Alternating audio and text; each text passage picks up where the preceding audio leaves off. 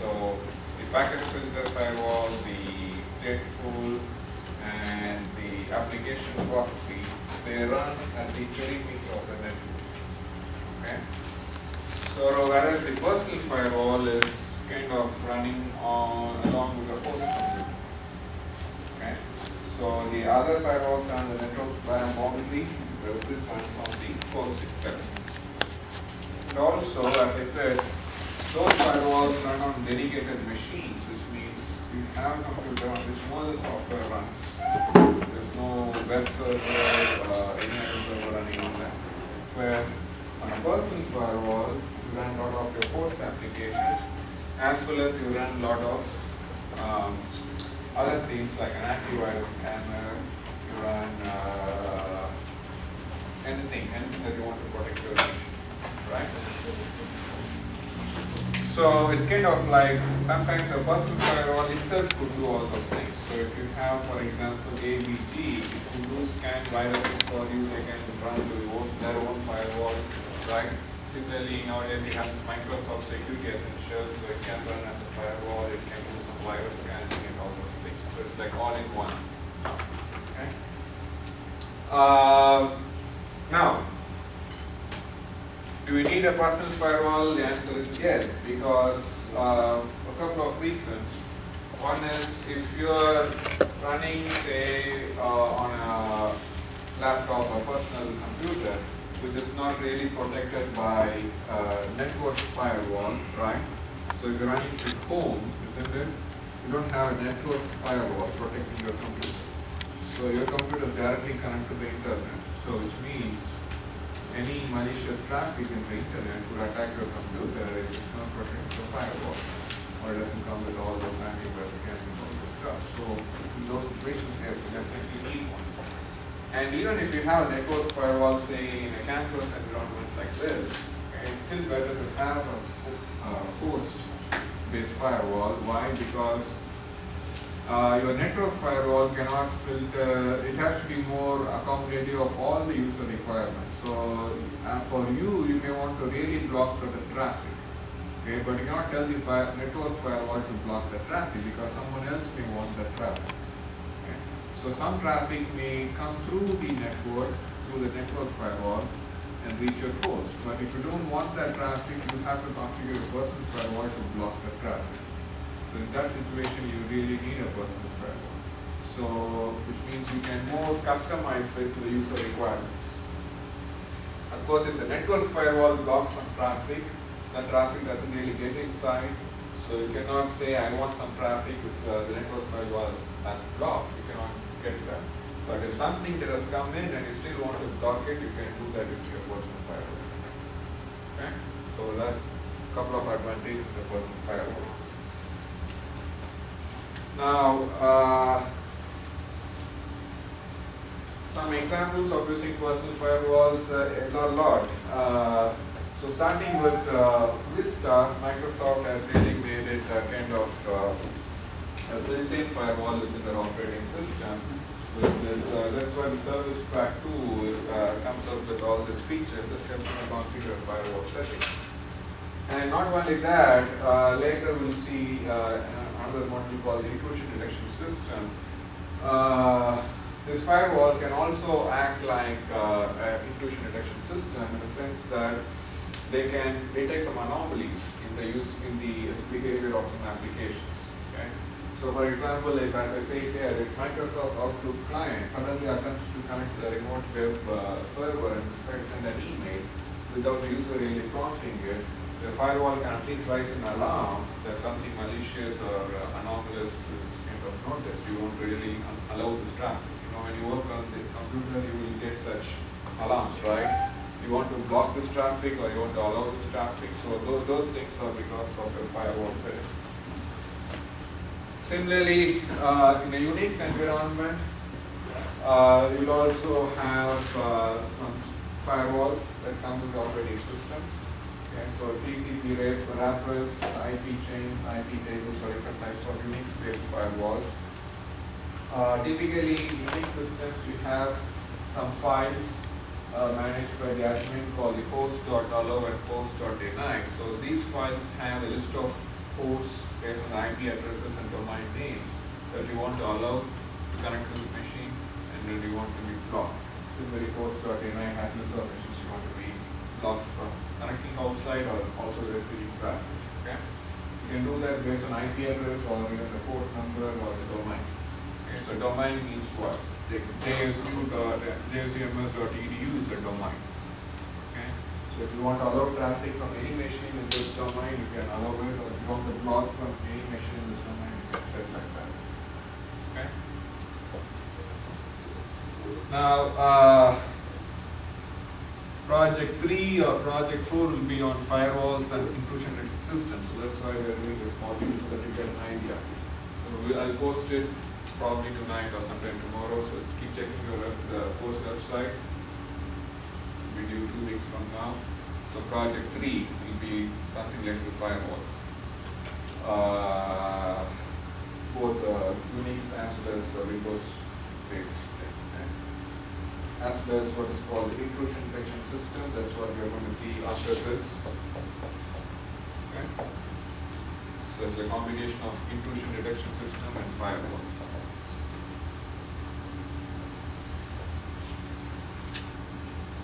Alright, so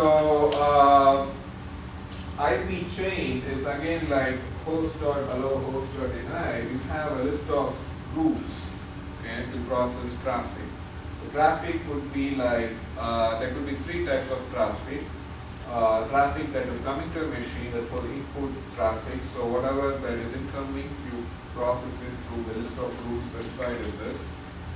Traffic that goes out of the machine is processed with the output chain, as well as traffic that really goes through that. So for example, sometimes your machine could be just a forwarding machine for traffic. So you process such traffic through forward chain.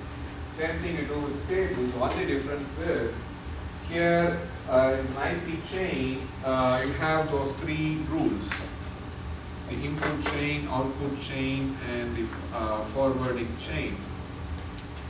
Every traffic is processed by all these 3 chains. You know, a traffic can be only one of the 3, but it's processed by all these chains. That's kind of an overhead, IP chains. So a more optimized version is IP tables. Okay, so with IP table, you subject a traffic only to one of the 3 chains, depending on where they belong. Okay, so I think the project 3 will, if it's a firewall, like you guys on IP tables. Okay, so now you can really compare all of this. Basically, this table summarizes the features of all the 4 firewalls that we looked at. Okay, so I'm not going to go through that again, but as you see here, a personal firewall is strictly not a firewall since it can do everything. Okay, so when you say firewall, the first 3 are really the 3 main categories of firewall: the packet filter, stateful, and application processing.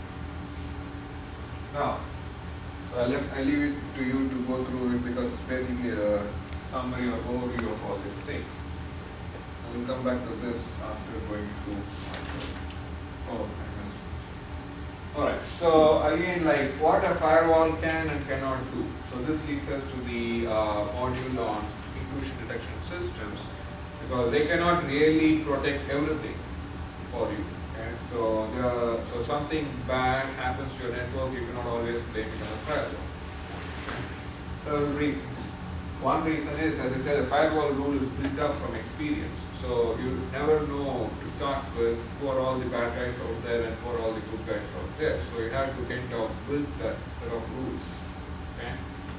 So the intrusion detection system runs inside the network, and so you call it as IDS, and the firewall is at the boundary or perimeter of your network. So traffic could go through a firewall. If the firewall doesn't filter the traffic, it could get inside the network, and that's where you run your IDS or intrusion detection system. So again, it is also based on rules or certain kind of logic. So it could still be not able to detect some attacks. Okay? So it also learns by experience. So, but then what it can do is it can update the firewall. Okay, I could categorize some traffic as malicious traffic. So in future, if something coming, some packets come to you from the same IP address, block such packets. So the IDS could kind of educate the firewall not to allow any more traffic coming from a particular source or a particular port number. Okay? So they kind of complement each other. Clear? And also, again, I have said a firewall can only protect things at the outside. If some malicious traffic is generated inside, so say for example, an employee in an organization writes a virus code and puts it on all the machines, a firewall cannot do anything because it's at the boundary. So it cannot see what traffic is going on at the internal network. Okay? So probably an IDS has to be there to detect that. Okay? And also, again, viruses may not come, or worms need not come just through the network packets. So someone has a flash drive and puts it on a computer, and from there the virus could propagate. So you cannot really rely on the firewall alone. Okay? And also, if there is another way the client machines in the network can connect to the outside internet, then traffic could come through that. So that's why we have to make sure every port of entry to the network is protected using a firewall. So you cannot just say protect this side with a firewall and just go for the other one. So without a firewall, then traffic will come through that port and kind of affect the efficiency of the network. Okay? And also, so that leads to that thing, it's not really a good strategy to just use one firewall. It's always recommended to use a chain or a kind of sequence of firewalls. Okay? So we saw three types of firewalls, at least as a network firewall, right? We saw a packet filter, we saw stateful, and we saw an application processing. So if I give you an option to use all the three, in what sequence would you put them? So this could be a question. Any answer? So if I give you these three firewalls and ask you to use all of them, put them in a sequence, what sequence would you put them and why? Packet filter. So let me show you what we are trying to do. So this is the internet, right? Whole outside world, and this is the network you're trying to protect. So you are putting the three in a sequence to process traffic coming from the internet and entering your network. So what sequence would you put it? I'll put packet filter first. Facing what? Towards the internet. The internet. And then? Okay. Then stateful and then application. Right, so why?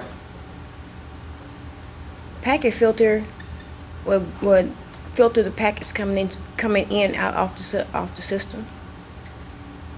The others also do that. They filter Yeah. traffic, so But the packet filter made me think it You would. want the most difficult to get through the closest to the internet. Well, the closest to your network, right before you the most difficult? Okay. What do you mean by most difficult? Well, like the most thorough. Okay. Is it because you want to start like at the low level first and then work your way up? Because like when I see applications, I think of like a higher hierarchy. So I guess packet filter starting from like the Okay. low level hardware and then working its way up. That's almost a reason. Packet filters look at the IP address and port numbers, Right. and at the proxy firewall look at the data also. Yes. So like you get people do DOS attacks and pings, that's why you want the packet filter there to stop stuff. We cannot filter the packets belonging to denial of service attacks with a packet filter. Why? That's what I'm trying to come to. Packet filter is stateless. So remember, in a denial of service attack like that, you have to remember the sequence of packets. Otherwise, because the packet filter operates on a per packet basis, right? So even if you send 1,000 packets to a port number, it's going to allow all the 1,000 packets. It's not going to say, I saw already 1,000 packets for this port number, so let me block the other packet coming to that port. No, it's going to allow all of them. But the majority of the packets, again, before going to that, so a packet filter is stateless, right? So it can operate more efficiently or quickly. Okay? So it's a trade-off. You don't want to suffer all the delay to go through the firewall, right? So when you send some information, you want it to reach to the other side, right? So you don't want packets to go through all the excessive delay, okay? Because you see, between these three, if you want to operate, say, a particular packet, it takes more time with what firewall? With the proxy, right? Because it has to look at the whole data, right? Whereas a packet filter just look at the packet header, and it doesn't have to remember and refer to what it saw some time back to decide on this particular packet. Whereas the other two have to look at what they decide on some previous packets before they decide on this particular packet. So packet filter is more faster compared to the other two. So if at all you want to drop it more quickly compared to looking at the whole packet and then deciding whether to drop it or not. So only if a packet manages to get through this packet filter, you spend more time in again further deciding whether to accept those packets that manage to get in. So packet filter can quickly filter all the unwanted packets. Okay? And only if you still have packets getting in, you employ the other two firewalls. And again, between the stateful and the proxy, again, a stateful is probably less time consuming compared to a proxy, because a proxy really looks at the whole packet and everything attached with it. So whereas a stateful normally looks at the header of the packet, it would sometimes look at the data portion, but mostly it looks at only the header. Okay? So this is the reason why you put them in this order, and you should be able to justify this. Clear? Any question?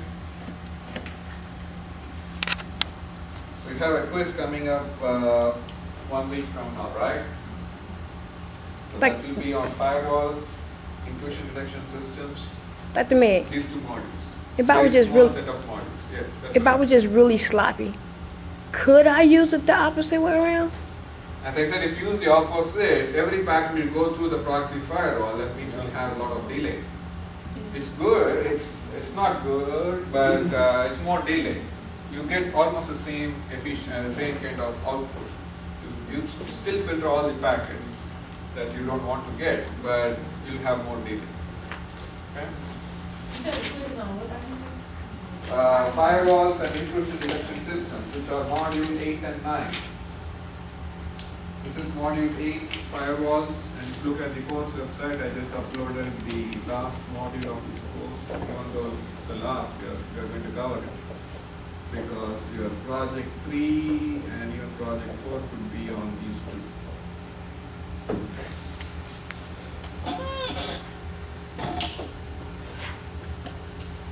Alright, so now the last topic in this is what is called the DMZ network, which means demilitarized zone network. Somewhere I should have the full name of that. So what this means is, if you look at this figure, I put all my kind of servers in this DMZ network, whereas I have all my workstations or the client machines inside this network and all my other servers, like application database servers. If you look at the sequence, the path from the internet you go through like this. You have a kind of front-end firewall, you have a switch, and we have the DMZ network, and you have another firewall, and then this LAN switch, and then this network. So if at all somebody is sending some attack traffic or packets from the internet, they go through this front-end firewall. If they manage to get through, this DMZ network is the one to be affected first. And then they go through this back-end firewall, okay, and then only they can attack this internal network, the protected machines. Okay. So you group all these servers. Normally servers are the target of any attack. Okay, so you run, say, a web server or an email server or a file server, database server. So people try to attack the servers. Okay. They could target the clients, but normally targeting a client is not of very much use to the attacker. Okay. So they typically target the servers that are really kind of used by the public internet. Okay. So most of the time the attack is to cause what's called a denial of service. So if they attack a web server, the other clients over the internet may not use their web server, right? So the goal mostly is to cause some kind of lack of availability, okay, of the servers to the internet. And other than that, these servers will not really have any sensitive data. If they have any sensitive data, you put them inside. So that's why I put the database server here, because it may have some sensitive information about people, records and all this, social security numbers and all this stuff. Whereas email server, a web server or a domain name server, they are not going to have any sensitive information. Other than that they are providing some useful service, they don't have any sensitive data. So you could put them inside this DMZ network. So what the purpose is then, this DMZ network or this whatever you put here, kind of, there's a word called bore the brunt of the attack or something. They face the brunt of the attack, which means they face the heat of the attack. Okay, if someone sends very attack traffic, right, these are the ones to be affected first. So they kind of come up front and face all the attacks so that the internal network is protected. You have a question? You. Because you're right. Is that clear what this DMZ network does? So you put all the servers that you want to really kind of sacrifice in case there's an attack, but still they provide useful service. But by doing this, what you're trying to do, you're trying to protect the internal network. You don't want to put everything up front. That's why you have like 2 layers of firewalls. They are not just exposed to the internet. You still have a front-end firewall. And if traffic can penetrate through that front-end firewall, this DMZ network is kind of attacked. And then you have a back-end firewall, which kind of more filtering is done, and then you can access the workstations, okay, and your other servers. And sometimes web servers typically, or even put directly exposed to the internet. So you have, say, internet, the router, and the traffic can right away come to web server. And so you have kind of 2 layers of DMZ network: an internal DMZ network and the external DMZ is where you put, it's directly face the internet. And then you have like 2 layers of firewalls, okay? Which means traffic from the internet will directly attack the web server in this network. And then they have to go through the external firewall to attack these other servers. And then further they have to go through and attack the internal servers. So we have layers of security here. So not everything is in one network, so if the attack traffic comes, everyone is not affected. So you put things that you can really sacrifice upfront, if at all there's an attack. And then you have all the protected ones inside, deep inside. Okay? So that it's possible to filter those traffic by that and protect these machines. Clear? Any question? So you will come across this terminology if your companies really employ this strategy to protect the more important ones. Okay, so now we will move on.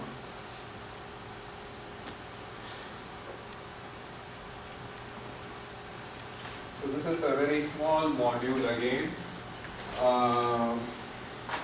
Let me give a kind of an outline of it.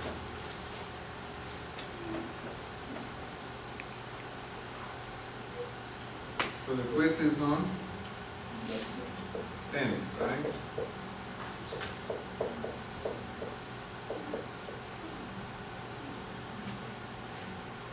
Okay, so you could classify IDS according to different strategies or different ways you can classify. One way is to classify them as a network-based IDS, referred as NIDS, or a host-based IDS. Okay. This is one way you can classify them. So what it means is, again, network-based IDS is still inside the network, but it kind of operates very close to a firewall at the periphery. And you don't have several, you have a few set of network intrusion detection systems. Okay? And like firewalls, they are also running on standalone machines, which means you don't run any other software on those machines in which you run the execution detection system. Because again, you don't want them to be compromised by due to vulnerabilities in those programs, right? So like run firewall on a standalone machine, which means you don't run any other program on that machine. You run IDS on this machines in which you don't run any other program. And we also normally operate in promiscuous mode. Promiscuous means what? Nobody knows their presence. So someone like really listening to all these. So you have say a network, and you have all machines connected to it. And IDS will be one of the machines connected to the network. But the other machines don't know the presence of this IDS running there. It will kind of monitor all the traffic going through that network and capture all the packets and analyze them, but nobody else will know that there is a machine running there. Okay? So it's also called running in stealth mode. Okay? Whereas a host-based IDS is run on all the machines. It's like a personal firewall. It is run on all the machines inside the network. Okay, so they are really comparable, which means the network-based IDS cannot really filter all the traffic that you want, because you want some traffic to go to certain hosts. So host-based IDS is more configurable. You can set that to receive some traffic and block the other traffic that you don't want. Whereas some other machines may want those traffic. Okay? So they always have some trade-offs. As we go, we'll look at that. The other way you can classify them is based on the strategy they use to filter traffic. Okay? So one way is to use what is called signature-based IDS, and the other is called anomaly or heuristic-based IDS. So signature-based IDS is almost like a packet filter. It has a set of rules, very clearly fixed rules, which means you can say I want to receive packets from a particular IP address going to a particular port number and all those things. You can clearly specify the signature. That's what it's, the rule is called a signature. Okay? So you can specify what I want to receive and what I want to be blocked. Okay? So, and they go by that. So they are strictly following the rules. Okay? So if there is a new packet that can kind of bypass these rules, that packet can really get in. What is the source behind anomaly? Huh? You have signature based and what's the other one? Port number. Signature based IDS, anomaly or heuristic based. You know, I heard of this word called heuristic. The red kind of threw it out over the Okay, sorry. So, whereas heuristic based IDS is more like it can capture some malicious traffic based on what they are trying to do or based on the behavior. Okay. For example, as we will have some examples in the thing as we proceed. If someone comes to logs to his computer in his office, right? In the morning you come to work and you log into your computer. What is the first thing that mostly people do? Check their email, right? So they check their email and do certain regular things. But if someone logs in and right away goes and changes his password or does something, accesses a very critical file, right? That is something kind of abnormal, isn't it?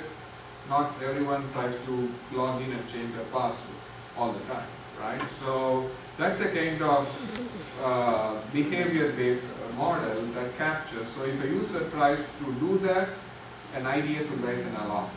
So an IDS is kind of a software running on the background, like as I said, promiscuous mode. So it can watch what you're doing.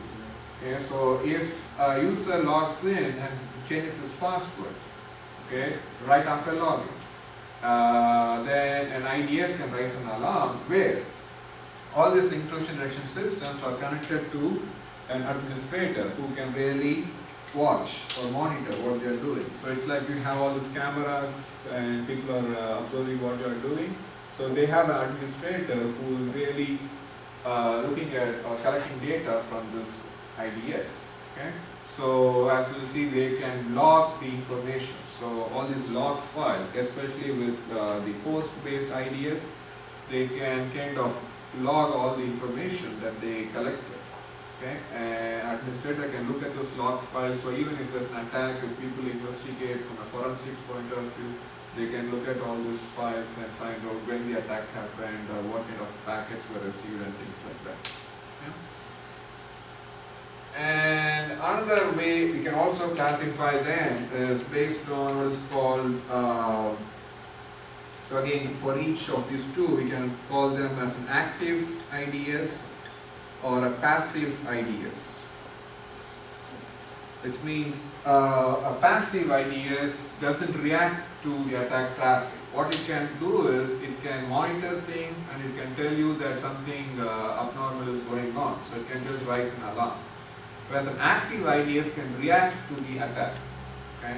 So if someone is launching a denial of service attack but keep on sending a port package to a particular port number as part of a TCP connection, then an active IDS can send back a reset message that can simply terminate or close that connection so that the packets are no longer received. Okay? So an active IDS is more reactive to an attack, whereas a passive IDS just kind of monitors the attack and reports if at all it can find out that it's an attack traffic. Okay? So from that point of view, an active IDS can also be called as an intrusion prevention system. Sometimes you come across this terminology called IPS in addition to an IDS. So an intrusion prevention system, it tries to prevent the attack, whereas a passive IDS, it could just raise the alarm, but it's up to the administrator to act on it. Whereas an IPS can even go further and block the attack traffic from coming further. Okay? So he comes back when I just told the whole thing, right, as summary of this module. Alright. So now we'll go through the specific things about this. So you have all these units basically to assist the IDS to collect the traffic and analyze it. So if you look at this, you have say the network traffic coming in. There's a kind of traffic collecting module that collects all the traffic. And then you have a signature database where you store all your rules. Like for example, I want to allow traffic from this IP address or port number and all this information.